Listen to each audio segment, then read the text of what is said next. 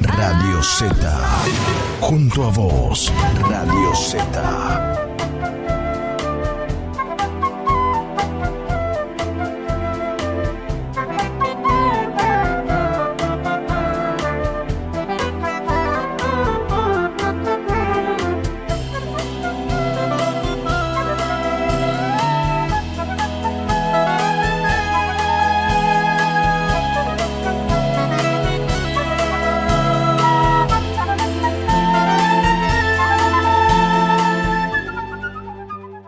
Hola, Selma Dum y yo, Silvana Bogiano, te damos la bienvenida a nuestro programa de literatura y creación que llamamos Abracadabra.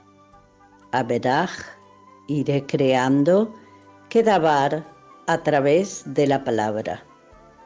Construimos realidad a través de lo que decimos en nuestras vidas. Y así también, claro, en este espacio informal, lleno de cuestiones, comentarios, inspiraciones, pensares, criterios, creatividad, juego. 1, 2, 3, abracadabra. Y la magia de encontrarnos un rato para disfrutar, para pensar, informar, deleitarnos. Un rato para estar en compañía de la belleza, la alquimia, de lo profundo, de lo poético, ese tesoro inusual durante nuestro andar diario. 1, 2, 3, abracadabra, aberaj kedabar, para encontrarnos con la palabra, recuperando lo que es también la vida. Una larga, inesperada conversación.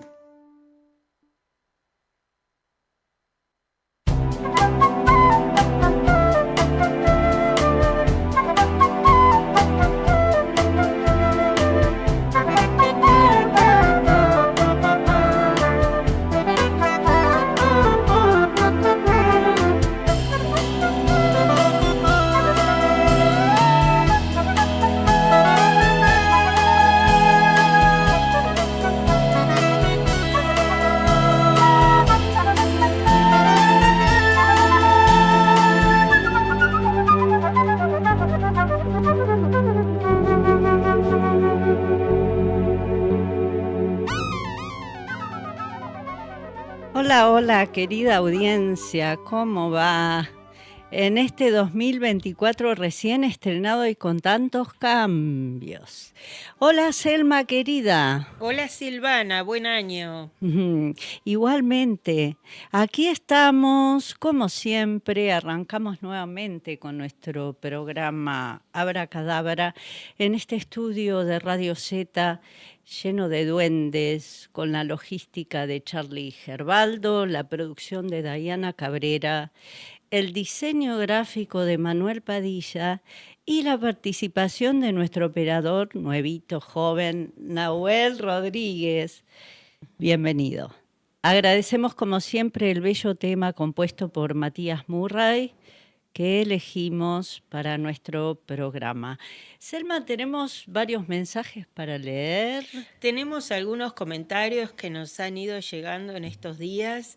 El primero de ellos es de el profesor Lino Osorio, que, bueno, me agradece, dice muchas gracias Selma por los saludos navideños y de las fiestas, y me pone lo siguiente en el WhatsApp. Escuché el último programa y estuvo muy interesante. El cuento que leyeron y la entrevista con la profe de fotografía. Me interesó el curso para hacerlo el año próximo. Todo es realmente mágico. Felicitaciones. El 8 de enero estaremos escuchando nuevamente. Así que le mandamos un saludo si nos está escuchando. Totalmente. Un gran amigo saludado de la educación. Carlos Dum dice, nos hace comentarios sobre el editorial Sobre la Mirada.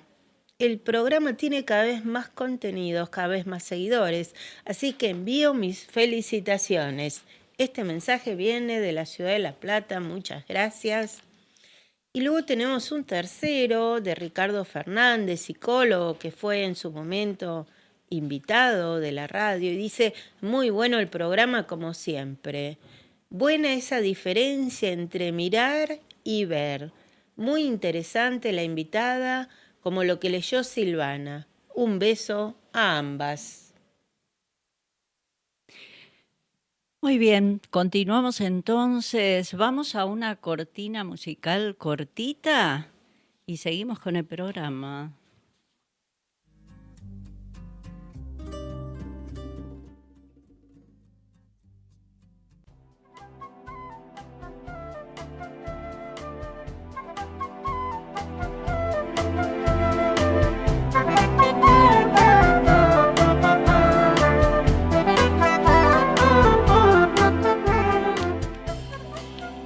Estamos en el rincón del subrayado, esto que ideamos con Selma. ¿Quién no subrayó o marcó con remarcador un libro alguna vez? Y en esta especie de taller de lectura en donde hacemos una pequeña editorial con el tema que va a atravesar todo nuestro programa. El tema que hoy atravesará todo el programa es el cuerpo, los cuerpos. Qué difícil y qué amplio. Pero como siempre decimos con Selma, nunca tratamos de abarcar un tema totalmente, son inabarcables todos los temas y cuestiones que tratamos. Es un acercamiento, uno de los tantos. Yo voy a empezar hoy desde la filosofía pura, que es lo más genérico. Por ejemplo, con Platón, que decía que el cuerpo es la fuente de todos los males, porque sus inclinaciones, necesidades y deseos alejan al hombre, decían ellos hombre, hoy sería alejan al ser humano del conocimiento y lo distraen de los intereses del espíritu. Esto en la antigüedad occidental.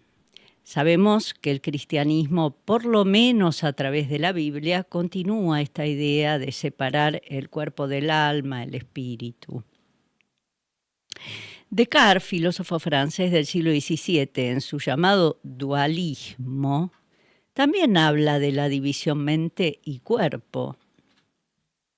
Pero son los pensadores modernos, Nietzsche entre otros, y los posmodernos de fines del siglo XX y principios del siglo XXI, los que dan una vuelta de tuerca a esta división entre cuerpo y alma. Jean-Michel Foucault, pensador francés, que de los años 1960 y pico hasta su muerte en plenos años 80, no paró de desestructurar todo lo anterior. Michel Foucault, digo, decía que el cuerpo era considerado por herencia religiosa, entre otras, el baluarte de los pecados, lo cual descuartizaba nuestra unidad como seres humanos. Es muy interesante su planteo en el sentido opuesto al heredado en Occidente, porque él afirma que el cuerpo es muy abstracto para la humanidad, aunque sea tan concreto, poco se sabe de él. Tan abstracto que solo parecemos alcanzar su parte real, dice Foucault, frente al espejo, a la muerte o la enfermedad y al amor, que incluye el sexo, pero es más complejo, digamos, en Foucault todo eso. En las tres situaciones participa nuestro cuerpo, queda en el tapete. Espejo, enfermedad o muerte, amor. Sus discípulos posmodernos como Baudrillard y Gilles Deleuze, 1990 en adelante, tiran de ese hilo. Y Gilles Deleuze específicamente dice que no hay escisión, que no hay división entre cuerpo, alma, espíritu, que es algo integral. No hay algo concreto separado del resto. Dice que el cuerpo es energía. Esto es comprobable ya desde la física y la química, materia, energía. que nuestro cuerpo es una relación de fuerzas-energías, de fuerza-energía. La frase concreta del pensador francés actual Gilles Deleuze es: un cuerpo es todo lo que puede. Todo lo que puede ese cuerpo en relación a sus afectividades, es decir, en relación a todo lo que afecta a ese cuerpo, sentimientos, raciocinio. O sea, no hay división entre cuerpo y el alma y una unión entre ambos en lugares celestes, etc., sino que el cuerpo, que alberga dentro de él emociones, sentires, mente, alma, lo espiritual, valores, ética, y todo lo que lo afecta, ese cuerpo es un campo, un espacio real, lleno de todo eso, y que hace lo que puede, según Gilles Deleuze, con todo eso que porta, que lleva consigo el cuerpo de cada uno de nosotros y de nosotras. La idea del cuerpo como campus, como campo, como espacio donde ocurren cosas que lo afectan, abre muchas puertas. Permite abordarlo desde sus innumerables o por lo menos variadas posibilidades. Me gusta el concepto que Gilles Deleuze da al cuerpo, el cuerpo como espacio, con la misma intención que se le dio a las expresiones cuerpo jurídico, que abarca todo el campo jurídico, cuerpo político, que abarca todo el campo político, etc. Así, el cuerpo como cuerpo corporal sería como campo de fuerzas, energías, de fuerzas y contrafuerzas, nos lleva a comprender mejor o con mayor amplitud la relación que en la actualidad tenemos con el cuerpo de uno y de una, con los cuerpos de los demás, con este envase que recibe actualmente algunos cuidados reales y otros padecimientos varios, porque actualmente, y lo sabremos mejor por boca de nuestras invitadas de hoy, el cuerpo es un campus, un espacio, a veces de padecimiento y censura o de sentimiento de prisión, porque en esa fuerza y contrafuerza que va desde lo biológico del bombeo en sístole, contracción, fuerza, y diástole, expansión, contrafuerza, en el bombeo del corazón, hasta desde eso hasta en emociones, como estar flaco, fuerza, y no gordo, contrafuerza, o entre ser musculosa, fuerza, y no ser flaca, contrafuerza. Una fuerza lógica o intuitiva nos dice que tomemos menos alcohol y su contrafuerza emocional, por ejemplo, nos insta a seguir haciéndolo. O fumar y querer dejar, pero no poder. Y todo lo que se presenta en este cuerpo biológico, con todas sus afectividades mentales, espirituales, etcétera. Todo lo que se presenta en un cuerpo que hace lo que puede, lo que quiere, a veces agrego, con todo lo que alberga en sí y viviendo dentro de un sistema que marca el ritmo de estas fuerzas y contrafuerzas internas, forzando desde afuera, discriminando, dictando normas y leyes de lo que debe ser óptimo, aplaudiendo a algunos o a algunas y haciendo padecer a otras y a otros el suplicio de ser un cuerpo vacío quizás, pero bello, amable, eficiente, delgado, carismático, etcétera, etcétera. Ejemplos de esos modelos del sistema: esconder, disimular, invisibilizar pieles diferentes, racismo. Artificios, simulaciones corporales con maquillajes de alto voltaje, cirugías plásticas varias. narcisismo y cultura de la imagen. Se mira y no se toca, diría un pensador actual, Baudrillard. La negación o el disfraz del paso del tiempo. La problemática frente a lo nutriente por la moda de turno que pueden generar bulimia, anorexia u otras situaciones, no es mi especialidad. El mandato de ser eternamente joven, atractivo, los talles de ropa que debe calzar ese cuerpo, ese campus, de lo cual nos va a hablar nuestras invitadas, entre otras cosas importantes. Y la censura que termina haciendo una sobre su propio cuerpo y sobre los otros cuerpos. Y todas las violencias que se ejercen sobre él. Y todos los cuidados también positivos que dentro de este sistema nos acercan varias leyes recientes y muchos profesionales y no profesionales sobre la verdadera salud de ese cuerpo corporal integral que somos, lleno de fuerzas y contrafuerzas biológicas de ese cuerpo y sus integrantes, la mente, alma, el espíritu, los sentires, la lógica y todo lo que portamos dentro de él y en conexión con el universo. Así lo elaboraron los sabios y sabias anteriores a la filosofía occidental, los orientales, y coincidentemente los pueblos originarios de estas latitudes. Un cuerpo en donde se albergan, como dije, alma, sentires, razón, lógica, espíritu. Un gran misterio, cada uno y cada una de nosotras.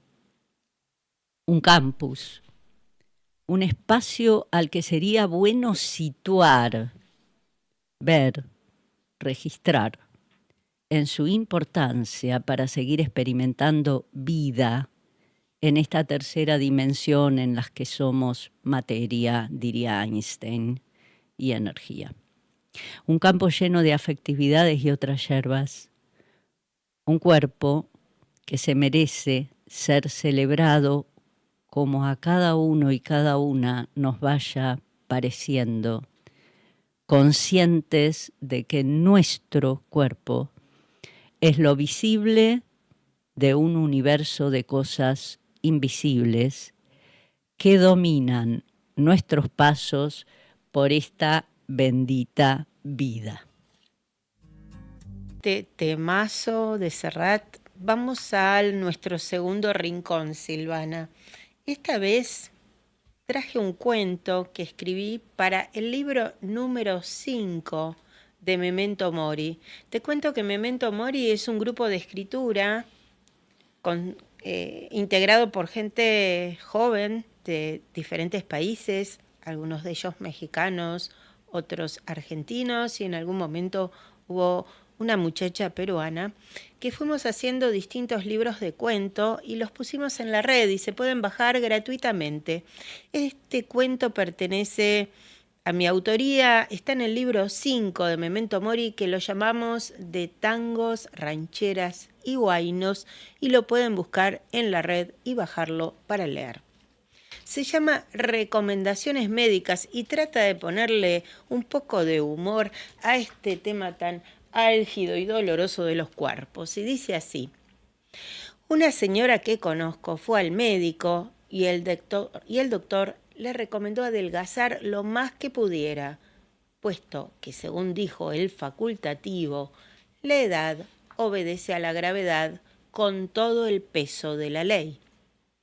Como la señora se sintió inquieta con esta respuesta, el médico le aclaró que cuanto más vivía una persona, más caían hacia el piso sus músculos y tejidos, por el efecto de la gravedad que había sufrido el cuerpo durante años.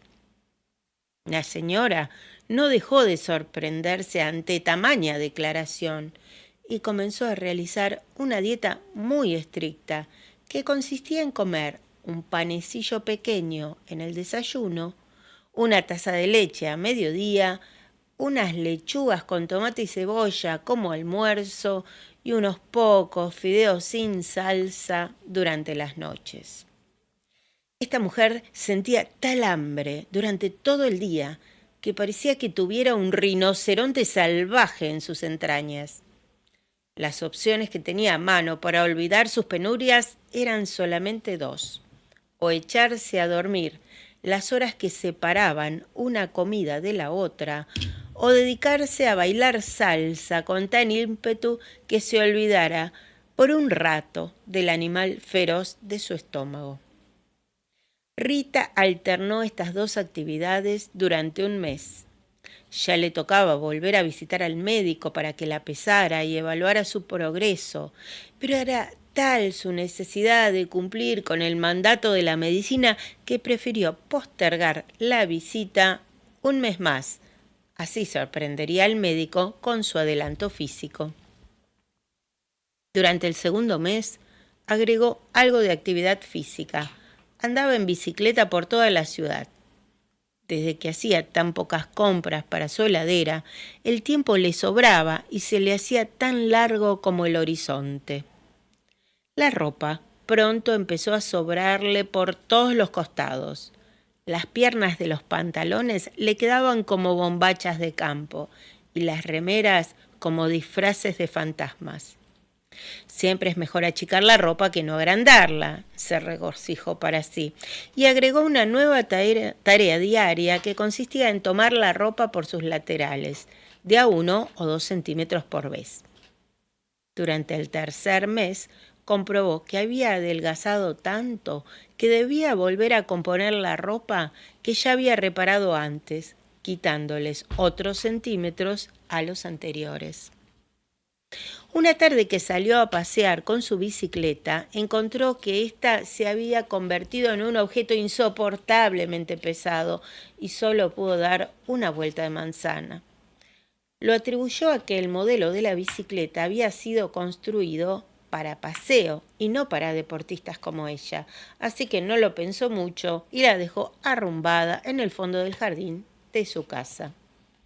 Su actividad siguiente fue simplemente caminar por las veredas, ligera como una pluma. Una tarde soleada en la que estaba evaluando volver a la consulta médica para considerar junto al doctor el progreso de su adelgazamiento, sopló un viento muy fuerte, del tipo de los huracanes tropicales, y aunque se encontraba caminando por la zona de Mataderos, una ráfaga de aire la empujó hasta una esquina en donde, gracias a Dios, pudo agarrarse de un poste de luz cilíndrico, al que abrazó con sus dos miembros superiores hasta que el viento se apaciguó. Un joven que pasaba por la cuadra se dio cuenta de que ella estaba adherida con su cuerpo al poste para no volarse y le preguntó si necesitaba ayuda. Con agradecimiento, ella le explicó que estaba esperando que el viento se calmase. El joven atento le ofreció su brazo para que se tomase de él y ella aceptó desprenderse del poste de luz, con tal mala suerte de que en el medio del intercambio del soporte sopló una ráfaga fuertísima antes de poder asir el brazo del caballero. Rita sintió que sus pies se despegaban de la tierra. Pasó volando como Mary Poppins ante la mirada del joven que, de la sorpresa, no pudo hacer nada más que observarla con la boca tonta. Y allá se perdió en el horizonte, llevada por el viento. Nadie sabe si finalmente cayó por la gravedad del suelo o continúa volando entre las gaviotas. Muy bien. Buenísimo. Pasamos al otro. Muy bien, pasamos a nuestro tercer rincón y en este momento es la oportunidad para presentar a nuestra invitada. Ella es la escritora Valeria Serena. Vamos a leer un comentario sobre su obra. Ella es profesora en artes visuales, tiene un posgrado en artes multimediales de la Universidad Nacional de Córdoba, también de la Universidad de Indumentaria y Diseño, la Universidad Tecnológica Nacional, y ha trabajado o ha colaborado en la Universidad de La Plata, ¿verdad? Eh, Ahora te dejo bueno, presentar. vale. Se desempeña como docente desde hace más de 25 años en ámbitos académicos y niveles educativos varios, tanto de la Ciudad Autónoma de Buenos Aires como de la provincia de Buenos Aires. En los últimos 12 años ha trabajado en prácticas profesionalizantes en la formación educativa de profesionales. Trabaja en empresas relacionadas con la industria textil y el diseño. Asesora emprendedores en la ciudad de Buenos Aires. Buenas tardes, ¿cómo estás, Valeria? ¿Qué tal? ¿Cómo les va? Gracias por Hola, la Valeria. invitación. ¿Qué tal? ¿Cómo va? Muy bien, y Valeria vino acompañada por Marcela Indiana Fernández, que es una investigadora, entiendo que trabajó muchos años en la Universidad de Buenos Aires, es geógrafa en el área de Geografía Humana y también en la Universidad de Entre Ríos. Pero nuestra invitada especial tiene que ver con un libro que ella publicó que se llama Ley Nacional de Talles. Lo voy a mostrar a la cámara, a ver si allí lo puede tomar, de la editorial Duncan, que seguramente va a ser del interés de mucha de la gente que nos está escuchando.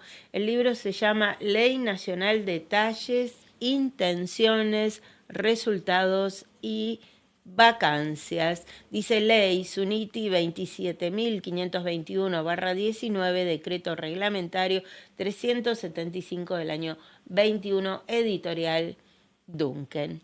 Contanos un poco, Valeria, qué te interesó de esta ley y por qué tuviste la inquietud de redactar un libro sobre este tema. Sí, una de las cuestiones que mencionabas de la Universidad de La Plata es porque este libro forma parte de la tesina de la Diplomatura en Gestión Legislativa que yo realicé en el Congreso de la Nación en convenio con la Universidad Nacional de La Plata. Muy bien. Forma parte de esa investigación. Cuando hice, tal vez veo que todos tenemos aquí un espíritu inquieto de muchas cuestiones y en pandemia comencé, en realidad me postulé antes, pero en pandemia iniciamos los estudios y cuando hubo que hacer el trabajo integral final, mi inquietud pensando en qué lo relaciono con una ley. Y yo hace más de 15 años que trabajo en indumentaria, en la formación de técnicos superiores en producción de indumentaria. En la Ciudad de Buenos Aires, en la Escuela Normal número 6, está la carrera terciaria y trabajo en esa carrera y también trabajo en la formación de profesionales para que sean docentes, ¿sí? En la misma institución. Y entonces pensando, recordé, que se lo agradezco en el libro, a una profesora que fue directivo, Lidia Rochelle, y ella en un momento, por otras cuestiones, me dijo, cuando no hay material, se investiga, se busca, se corrobora, se investiga y se hace el material. Así resonó en mí, ¿no? Y eso fue mi recuerdo, rememorar esto para iniciar el estudio sobre la ley. Muy bien, te voy a hacer una pregunta porque cuando rastreé un poco la ley de talles, lo que me sorprendió es que había sido sancionada en el 2019, pero aparece en varias páginas desactualizadas, dicen que no ha sido reglamentada, después sí leí que se reglamentó por decreto 375 en el 2021, ahora aparecen algunos comentarios en el diario La Nación, leí un comentario del 19 de junio de 2023. Si bien se reglamentó, no se implementó. No está implementada todavía. Contanos toda esta cuestión legislativa. La ley es muy importante. Por primera vez en la Argentina tendríamos las medidas reales de los argentinos. El nombre del libro, generalmente las leyes vieron que a veces tiene su nombre real, que es Ley Suniti, pero la conocemos por un apodo, Ley Nacional de Talles. Muchas leyes las conocemos con un nombre que es más cómodo tal vez al acercamiento de los ciudadanos y las ciudadanas. La ley se aprueba en el 2019, viene la pandemia. ¿Por qué se frena toda esta cuestión? Porque Suniti porque es el sistema único que es un escáner que recorrió todo el país por áreas en eventos longitudinarios, donde uno, como persona asistente, podía asistir a esa cabina y le tomaban las medidas. La ley contempla a mayores de 12 años, que es un tema, es una de las vacancias que va a haber que considerar, porque los talles de niños, niñas, niñes, bebés, es un tema muy inquietante, porque es un tema que nos convoca. Estimo que, y sé que es así, que en el escáner había que desvestirse, entonces en esta instancia no se permitió a menores, ¿no? Por una cuestión de cuidado también del cuerpo del menor. De todos modos, durante la pandemia, el escáner tiene, se hizo esto a través del Instituto Nacional de Tecnología Industrial, del INTI, y fue recorriendo todo el país con todos los inconvenientes que tenía la pandemia. El estudio está terminado. Nosotros, antes de enviar el año pasado el libro a impresión, hicimos consultas, no tuvimos respuestas. A veces las cuestiones emergentes tapan cuestiones que son importantes. Y el decreto, esto, ¿no?, como atraviesa gestiones diferentes políticas, porque había una intención, había necesidades de las empresas, de los usuarios, de las asociaciones. Todos teníamos la inquietud de qué sucede con esto de la indumentaria como un derecho, ¿no? Porque lo podemos analizar desde el concepto de moda, ¿no? Sistema de moda. Podríamos nombrar a Susana Solken, que es una socióloga muy importante y que ha escrito mucho respecto del tema, qué sucede con el sistema de la moda, pero está pensado en, ¿por qué hago esta aclaración? En el sentido de que, ¿por qué el sistema de la moda y la indumentaria se meterían dentro de los derechos de los ciudadanos? ¿Por qué afectarían? ¿Por qué estaría imbrincado dentro del sistema?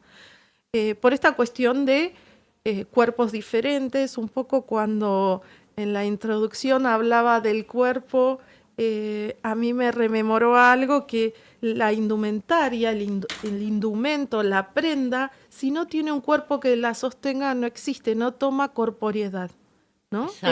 Me llevó a eso. Claro, la existencia de la prenda adquiere sentido si es usada por alguien. Claro, si toma forma, si no es una planimetría apoyada, toma forma, toma cuerpo, toma volumen cuando es sometida a un maniquí, a una persona. Ahí es cuando toma sentido, porque ¿por qué nos vestimos? A veces cuando le pregunto a adolescentes o a jóvenes me miran extrañados, pero después si nos ponemos a pensar, cuando superamos como el hombre primitivo el abrigo, ¿sí?, o necesidades, podemos tomar cualquier etapa, como ustedes mencionaban, histórica, donde tal vez lo que rememoramos de la vestimenta es aquello que nos llegó a nosotros, y de las clases altas, porque un esclavo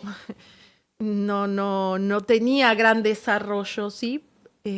Siempre pensar en ese sentido. Eso me hace acordar a algo que decía Marcel Duchamp, un artista plástico, que en realidad decía que la obra que recibimos es lo que nos llegó.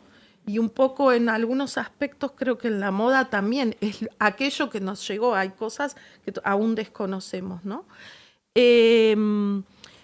Entonces la importancia, por eso, ¿no?, la diferencia en los años, no solo la pandemia, sino la necesidad que hay desde la industria, desde el usuario, de que podamos converger y decir, bueno, no existe el talle único. De hecho, el libro está, la tapa está ilustrada por Ro Ferrer, que es una ilustradora en la que tuvimos algunos diálogos en donde ella entendió perfectamente las disidencias que yo le pedía que tuviera de personajes el libro.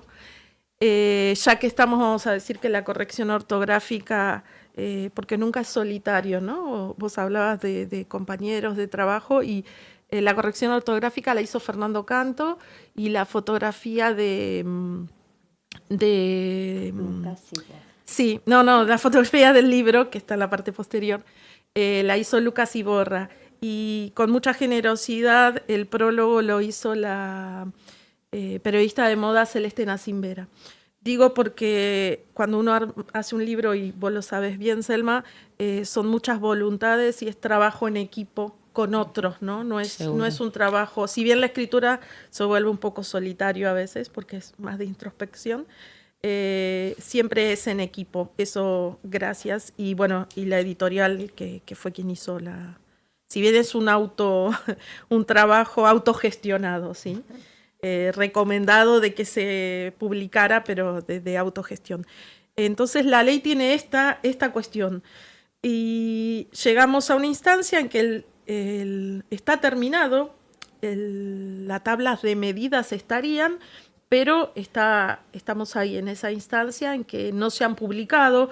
Era un buen acuerdo y consenso de que las medidas que nosotros usamos, las tablas se compran, las empresas las compran. Por primera vez una ley unificaría en que serían de acceso público.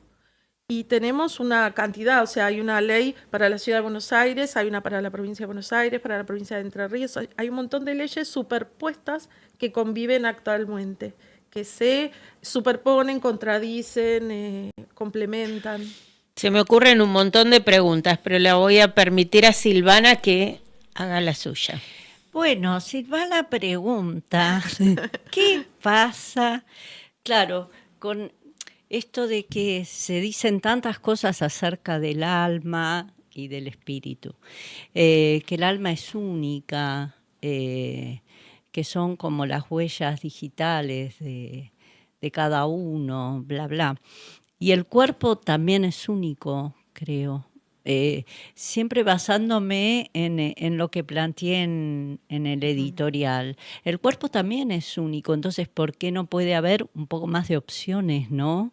Cada cuerpo es de uno mismo y sí, con necesidades imprescindibles en la vestimenta y claro. También en la elección, porque si observamos, yo a veces pregunto, ¿no? Si no es fácil conseguir talles. Y a veces te dicen, sí, no, bueno, yo estoy haciendo una encuesta que después si quieren compartirla en algún momento, voy preguntando como qué dice la gente al respecto, ¿no? No crear un imaginario de estudios, sino que realmente corroborar qué dicen. Y es una situación compleja respecto de los talles, porque ¿qué trae a favor la ley, o esta ley en específico? Que las medidas iban a ser o son de cuerpos reales de los argentinos y argentinas de todo el país.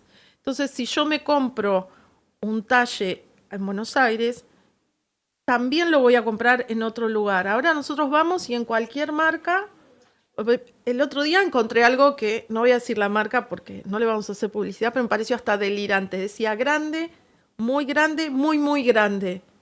¿Cómo me orientas con eso? Aparte me parecía hasta peyorativo en sentido, en el trato, un poco la editorial con lo que hablabas, del cuidado del cuerpo o el cuerpo del otro.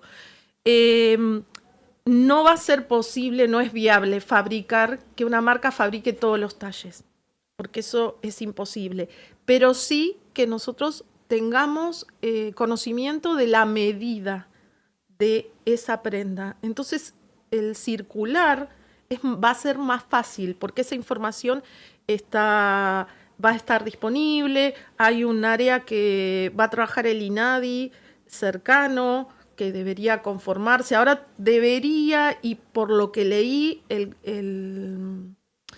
hay un grupo de gente que tiene que trabajar para conformar el consejo y está conformado, pero no han publicitado, no han expuesto quiénes son los que forman ese consejo, que son los que darían algunas indicaciones generales para qué es lo que haría desarrollo económico, qué es lo que le toca hacer el INADI, ¿no? O sea que es nominal como muchas cosas en nuestro país, pero fallan el cuerpo y los cuerpos que deben realizarlo. Está ahí frenado. Entendemos también, porque lo he hablado con otras periodistas, con otros programas, que a veces las urgencias y los cambios hacen que queden cosas frisadas. Sería una pena porque había muchas voluntades y hubo mucha gente pensando en esta cuestión de lograr que una ley tenga equidad, pensando en corporeidades distintas, perdón, Sí. Selma, ¿no? Cierro esto. Sí, sí. Corporeidades distintas, como las personas de los movimientos LGTBI, trans, que también tienen serios inconvenientes para conseguir calzado y ropa.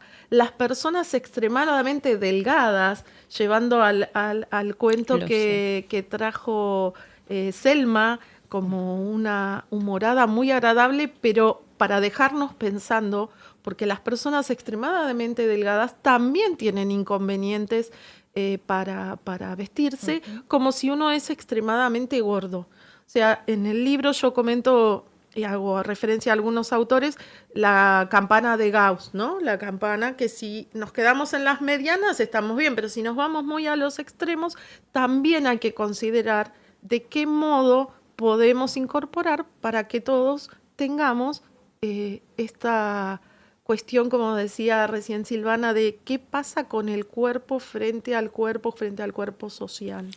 Quería convocarla a Marcela a integrarla a esta discusión, porque pensando en esta Ley Nacional de Talles, el primer gran interrogante que se me aparece es la diversidad etnográfica de nuestra Argentina y cómo realmente las medidas corporales dependen muchísimo de qué zona del país vivamos, ¿no? Y de qué etnia, de qué ascendientes descendamos. Entonces, ¿cómo se combina, Marcela, esta Ley Nacional de Talles con, por ejemplo, se me ocurre así, la provincia de Jujuy, donde hay jujeños tan pequeñitos de tamaño? ¿Cómo podría combinarse una ley nacional con la extrema diversidad poblacional que tiene la Argentina? Sí, en realidad, buenas tardes. Buenas tardes. En realidad, el sistema prevé una especie de enorme promedio porque se va a tomar una enorme cantidad de casos, ¿no? Es una muestra enorme la que se está realizando a través de esa medición. Entonces, en realidad, lo que se espera es que esas especies de detalles que se van a ir definiendo aproximen mucho mejor a lo que serían las medidas estándar.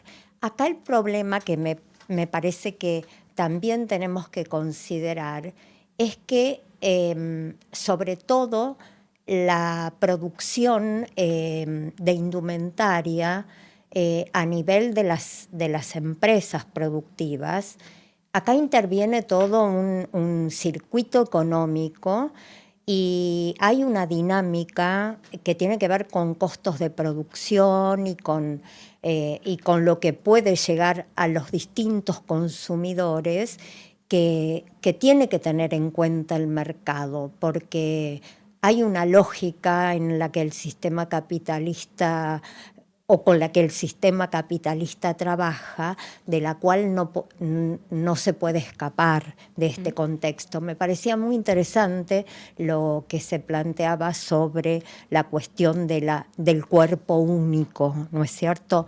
Pero también la prenda única es la prenda artesanal, y la prenda artesanal es carísima. Y prácticamente es inaccesible. Y quedó por fuera de la ley, ¿no? Y quedó por fuera de la ley. Y es prácticamente inaccesible para el común de las personas, ¿no? Son creaciones prácticamente artísticas, las prendas artesanales, ¿no es cierto? Entonces, esa dinámica del funcionamiento del sistema productivo también, de alguna manera, está implicada en este conjunto de mediciones que se están haciendo. Lo que podríamos decir es que estadísticamente las mediciones y los talles se van a acercar más y mejor a lo que son los cuerpos argentinos. Bien. Porque estamos usando medidas europeas, suecas, Sí. que tienen mucho menos que ver con la de cualquier argentino, ya sea del noroeste, del nordeste, de cualquier Bueno, lado. además entran cuestiones económicas como que uno puede ver como simple comprador que en determinados productos las prendas son excesivamente pequeñas, con lo que uno entiende que hay un recorte de telas. En realidad es eso porque ¿Ves? cada empresa tiene su tabla de medidas. Claro. Entonces, vamos a hablar de como una Trabaja. curva de talles. Bien. ¿A qué le decimos una curva de talles? Es decir, la empresa dice, yo voy a fabricar del 40 al 46. Entonces Sí. hace 40, 42, 44, 46. Esos son los talles que va a tener disponibles. Pero esa empresa tiene unas medidas. Y otra empresa toma otras medidas. Entonces, Sí. si vos te vas a Hay comprar... otras que dicen, bueno señora, no hay más pequeño. Esto se Exacto. vende desde el 46 en Pero- adelante, cosa que muchas veces te pasa perjudica, así. exactamente. Pero si aún así, si vos tomemos una prenda, ya que sea un indumento, una remera básica, para no meternos decir, ¿no? Porque algunos dicen, bueno, pero si hay un montón de cuestiones que se contraponen, decir, ¿por qué si tengo un cuerpo extremadamente delgado o gordo, no me puedo vestir como tengo ganas? Todos tenemos derecho a acceso, tendríamos que tener acceso a eso. Por eso la ley habla en algunos aspectos de equidad, que es una necesidad. Pero tomemos una prenda básica, en distintas marcas va a tener distinto tamaño. Esa es la cuestión. Entonces, si logramos tener una medida general, esa brecha se achica. No tendríamos tanto inconveniente. ¿Y no van a quedar muchas personas por afuera de esa media? Muchas no van a quedar, Pero porque sí justamente la campana de Gauss garantiza que Que la no mayor parte quede quede dentro. dentro. Bien. Pero van a quedar fuera los algunos. bebés quedan fuera, los menores de 12 años. Los demasiado delgados, los demasiado gordos que van a quedar. igual hay una mirada, una instancia. De hecho, las cámaras Claro. de bebés y niños ya estaban pensando y trabajando en esto. Todo lo que es diseño exclusivo también estaba. O sea, esto generó que en distintos ámbitos ya se empezara a pensar Mucha y trabajar previo a que, ¿no? Siempre hay una frase que yo la nombro acá en el libro también, de un autor que se llama Mackenzie, que tiene un libro que se llama Ismos, como estilismos, pero se llama Ismos, que dice que la moda es un espejo de aquello que sucede en la sociedad. Las leyes siempre suceden primero en la sociedad y después se arma el corpus y se reglamentan, ¿no? Siempre como que la sociedad se antecede. Entonces, todas las asociaciones, sabemos que la Cámara de Bebés y Niños ya estaba con interés y estaban pensando, y eso es muy positivo porque se pueden ampliar las leyes y reforzar, ir cubriendo los baches, estas vacancias que son imprescindibles cambiarlas. Me tira acá Sí, un dato. Sí, parte yo nombro a algunos actores durante pandemia, la arquitecta Andrea Sinic y Patricia Torres, que trabajan en indumentaria y demás, convocaron a unas mesas, que le decíamos la mesa de la ley de talles, y participaron de Argentina, de variadas provincias, del exterior, académicos, empresas, bueno, todo aquel que quisiera formar parte, y se reflexionaba todos los sábados al respecto, pensando desde diferentes aspectos, ¿no? Yo fui invitada, participé, y realmente esa mirada cuando es pensar con otros y con los otros, te abre un espectro de cosas que a veces uno no le parece tan importante o no considera, o de que son tan del lugar específico que desconoce. Y fue muy importante también ese trabajo colaborativo y conjunto de pensar en pandemia estas situaciones, ¿no?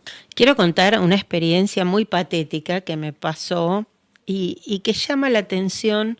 Fui a buscar una malla y luego de probarme todos los modelos habidos y por haber, la vendedora me dijo que determinadas marcas, o mejor dicho, que la mayoría de marcas solo hacían mallas para personas operadas de senos, o sea, para los senos artificiales. Y no tenía mallas para senos normales. Entonces me agarró como un ataque de nervios. Digo, Dios mío, ¿qué es esto? No, señora. Y me empezó a explicar que la conformidad del seno de la mujer es absolutamente diferente cuando está operado por cirugía. Y como que en realidad masivamente se vendían mucho más las mallas para personas con cirugías, no hay mallas para personas sin cirugías, con lo cual decía, bueno, Dios mío, ¿qué es esto?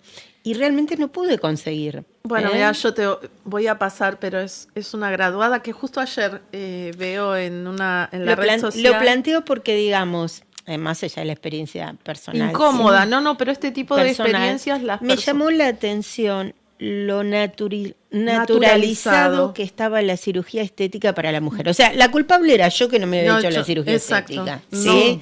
O sea, ¿por qué no me la había hecho? Bueno, si me la hubiera hecho, hubiera conseguido. Claro, pero como planteaba la compañera, o sea, la violencia que se ejerce sobre el cuerpo. Totalmente. De hecho, hay un estudio del INADI que fue... se denomina así gordofobia, si lo buscan en las redes, y que se incrementó en pandemia. Sí, las compras que tenías que hacer de indumentaria las tenías que hacer a distancia y hay un incremento y también las redes sociales, ¿no? Como tienen un gran impacto en esto. Lo que te quiero comentar es que hay alternativas. Digo, justo ayer yo lo posteé en mi Facebook personal, que veo a una graduada de hace muchos años de la Tecnicatura de Indumentaria. Muchos de los estudiantes forman sus propias marcas, son emprendedores, que tiene una marca que se llama Indumentaria MR Mallas y cubre un nicho de que no sean extremadamente cavadas, o sea, busca otra línea de comodidad y tenía mucha gente que le preguntaba, ¿no? Y entonces yo posteé algo como qué orgullo me daba ver que después de tantos años, porque es un esfuerzo muy grande el que pone un microemprendedor para sostener estas cuestiones, ¿no? Y cómo hay alternativas que a veces uno también desconoce respecto de la indumentaria, pero tiene que ver sobre todo con el comentario que vos nos haces, con la moldería que se determina usar. Esto. Porque, por ejemplo, en la época de los 50, si observan imágenes, una película, a mí me gusta mucho rememorar siempre con películas y elementos, la sonrisa de Mona Lisa, que están, si uno ve, tiene una pinza donde el busto se eyecta hacia adelante, o sea, tiene una particularidad. Entonces la moldería hace que se vea de ese modo ese sostén. Entonces también hay un trabajo ahí importante. En la industria a veces decimos que la moldería es la hija pobre, o la hermana pobre porque nadie la quiere. Es como que todo el mundo, la moldería está como ahí relegada como si no fuera, y tiene una importancia muy grande porque modela, ayuda, esto que vos me estás diciendo. O sea, si vos te compras una malla, un traje de baño que no responde, vas a estar incómoda porque se te va a mover, se te va a correr del lugar, no lo vas a poder usar cómodamente. Sí, no quisiera entrar en excesivo detalle, pero lo que me decía es que los corpiños de las bikinis y de las mallas de las personas operadas tienen un triángulo que ocupa solo el centro del pecho, porque nunca derrama hacia los costados, porque tienen un formato diferente. Exacto. Entonces, en este negocio que era muy importante, no había corpiños para personas no operadas. Pero, o sea, la verdad que quedé muy anonadada y me dijo, señora, es que lo que usted quiere ya no se vende. O sea, fue empeorando la cuestión y me hizo sentir muy mal. Pero bueno, la ley contempla pero que haya una capacitación. Como que la industria había optado por uno de los modos de ostentar su los nicho senos, de venta, ¿no? Y entonces todas las mallas, no importaba la marca ni el tamaño, no era un problema de tamaño, era que directamente la moldería aplicaba a senos operados. Y me dijo, no Ahora, hay con más las respecto otras. a todo el cuerpo, parte de los senos, pregunto, ¿qué hay de esto de las talles especiales Sí. que escuchamos? No sé de dónde viene, Sí, desde es cuándo. como, va cambiando, ¿no? Como cuando alguien Sí. llamar a alguien discapacitado, Claro. era con talles especiales. Sí, decía, suena espantoso. no te da que te lo pones y volás, ni ningún poder especial. Entonces, son Los denominaciones, los maniquíes también son diferentes, los veo sí, en con las otro tiendas. volumen, sí. Claro, y ponen grande, ¿no? Talles especiales con a veces maniquíes enormes, porque no se contemplan a las muy flacas en No, los talles especiales. no, sino Son extremadamente, todas cosas claro. enormes. De todos modos, entrar a una tienda que dice talles especiales te hace sentir muy mal. Me imagino, no sé, no tengo mucha Supongo yo, costumbre, claro, pero me claro. imagino que es una Igual discriminación previa. No hay que. Creo que habría que hacer un pequeño recorte. A veces hay que hacer como foco en algún elemento para que de por vida no quede algo como estigma, pero sí hacer como la reflexión o poner el foco en eso, como sería la marcha que hacen del orgullo gay. Una vez que naturalicemos, como decía Silvana, determinadas situaciones que son parte de la sociedad, que somos todos integrantes y demás, se deja de ser foco. Es esperable que con los talles especiales, y se está dejando un poco de usar estos detalles especiales, son talles conformados con otras medidas. Por ejemplo, si ustedes observan las etiquetas de información, que eso también yo dialogo mucho con colegas que están en la industria y una colega que es muy generosa en esto del intercambio que hacemos, que se llama Carolina Liruzzi. Ella me decía, fíjate que las etiquetas tienen una silueta de un cuerpo.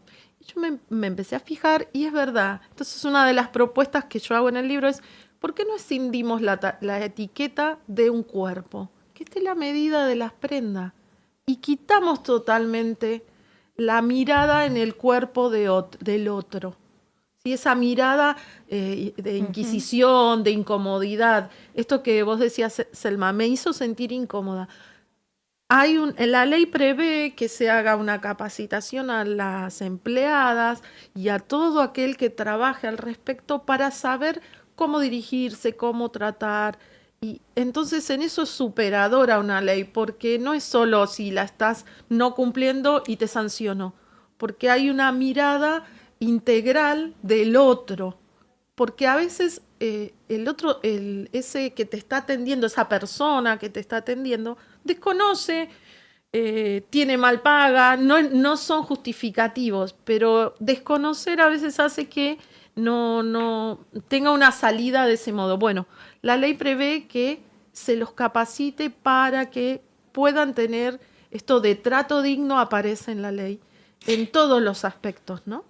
Quería agregar algo, porque de mis tiempos de profesora de semiología, recuerdo que siempre trabajábamos con la moda y la ropa, la vestimenta, como el signo por excelencia, o sea, qué es lo que los demás ven de en mí uno. y qué es lo que yo quiero mostrar. Formalidad, informalidad, respeto, Sí. etcétera. ¿Qué es lo que Correcto. yo quiero mostrar? Seducción, etcétera. Entonces, la moda tiene un plus que tiene que ver con esto, ¿no? Con ser un signo semiótico que me muestra, me ubica en una edad, en un tiempo, en una lectura que el otro hace de mí y que yo soy consciente de esa lectura que hace el otro. Por eso, conjugar la ley de talles con una mayor oferta como para que la persona pueda elegir aquello con lo que realmente define su perfil sería excelente. Claro, por eso yo había nombrado anteriormente, que creo que acerca esto que vos decís, a Susana Solken, que define el sistema de la moda. Y dentro del sistema de la moda estaría la indumentaria, porque el sistema de la moda va a tener las tendencias. Las tendencias tienen 6 meses por temporada para mostrarnos ese objeto de deseo que nos genere ganas de consumirlo, ¿no? Sí. Y la ley no aborda eso porque aborda la vestimenta como un derecho de uso. Entonces, dentro de la moda tendríamos esta implicancia.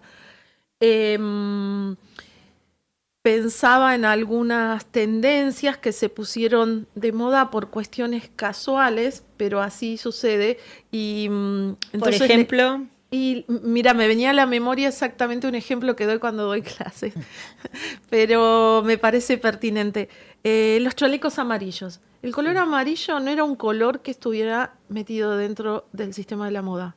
Casi, si pensamos, no había objetos. No. Bueno, algunos de decoración, pero no era un color que aparecen los chalecos amarillos como una protesta por el aumento del transporte en Francia, y fue una necesidad de identificarse ante las marchas que tuvieron entre ellos. Y unos meses después, una famosa actriz, una famosa modelo, lleva un chaleco en un color fluo a una cena benéfica en Nueva York.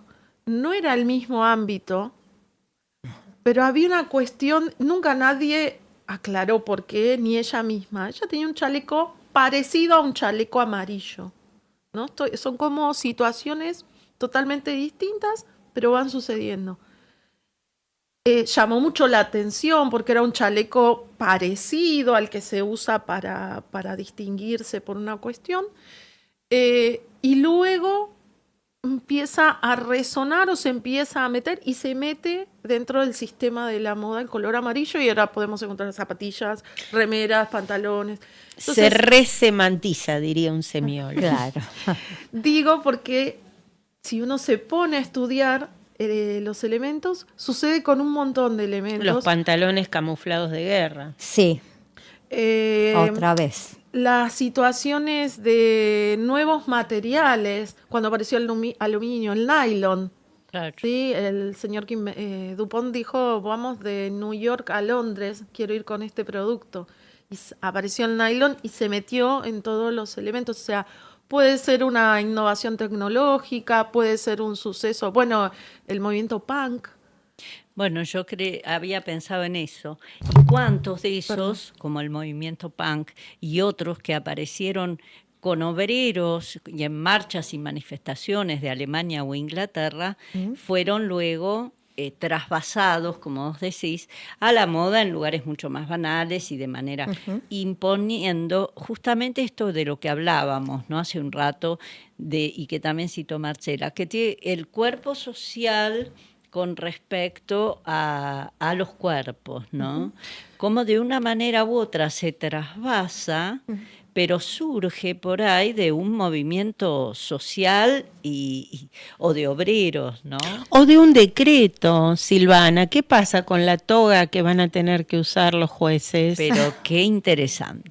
Interesante. Sí, ¿Qué yo podemos decir de pensaba- esto? ¿Y esto es bien de actualidad? Sí, pensaba en el sistema romano o griego, ¿no? Me llevó a pensar cuando hoy dije, y retomar un poquito, me gustó lo que decías en el inicio cuando tomaste el concepto de semiótica, porque es una de las cuestiones en que yo reflexionaba cuando empecé a escribir, de que la indumentaria nos antecede. Yo tengo un pequeño escrito que lo presentamos en la Universidad de Entre Ríos, que antes que hagas un gesto, digas algo, el otro te trata de decodificar por la Seguro. vestimenta, Seguro. porque tenemos que tener una necesidad de, no sé si de control, pero de certeza de quién es ese otro.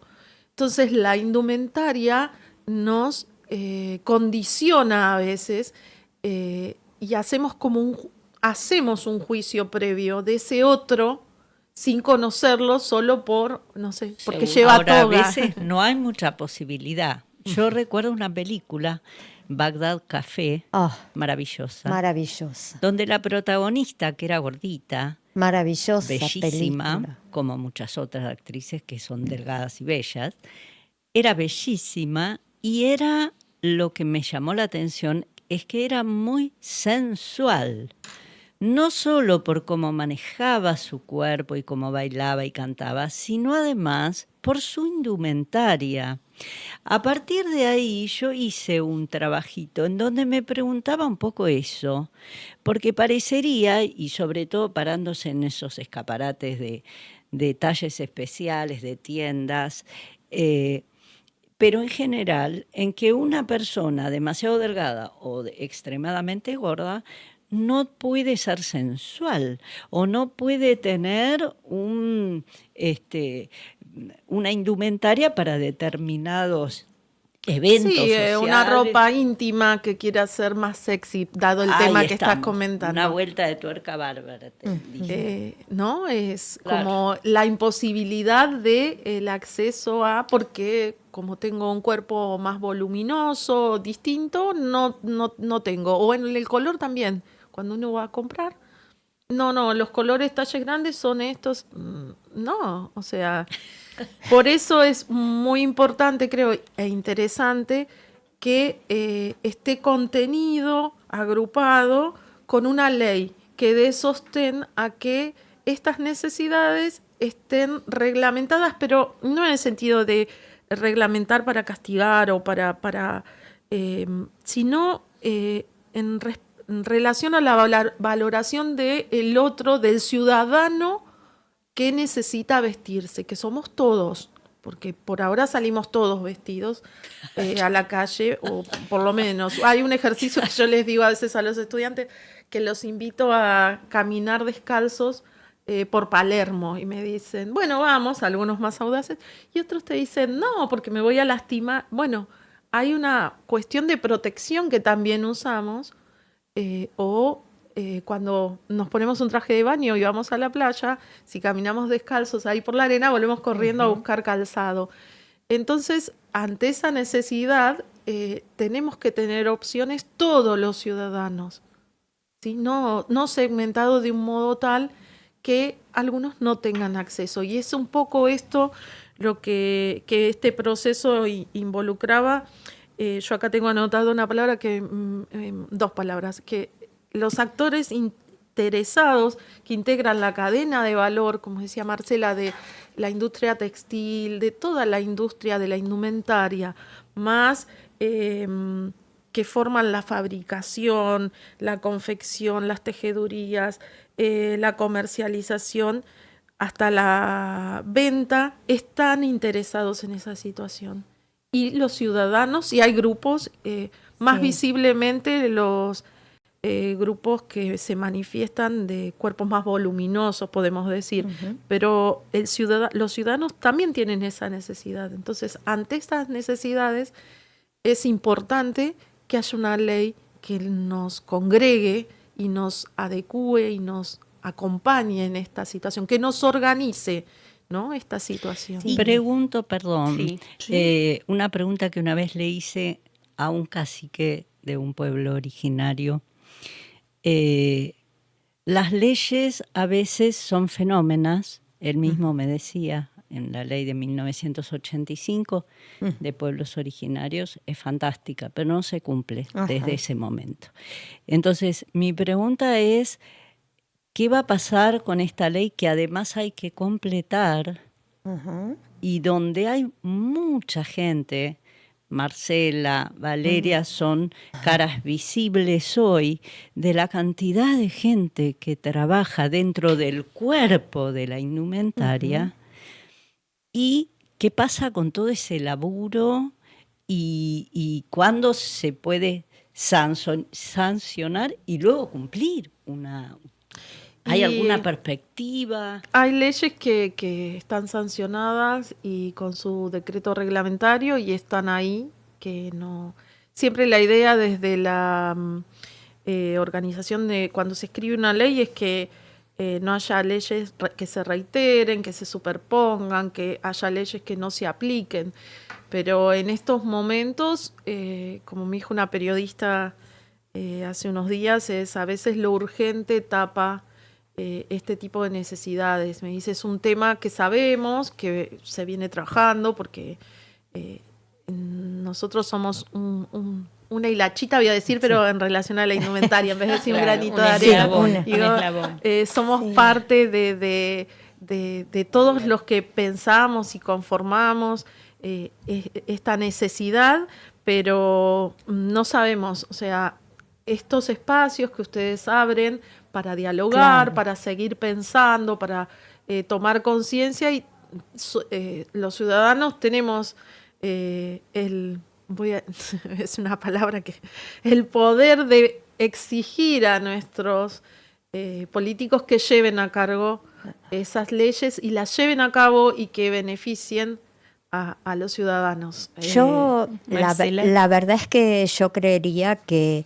al haber una comunidad o un campo de actores que están interesados, que la ley abre perspectivas interesantes y que abre inclusive el ordenamiento que generaría la ley, abriría hasta nuevos nichos de actividades para las propias empresas productivas y demás, como se mencionó acá, y que hay interés de las ONGs, activistas, los usuarios, los empresarios, etcétera, quizás las cosas empiecen a moverse, ¿no? Porque simplemente es, lograr que empiecen a moverse.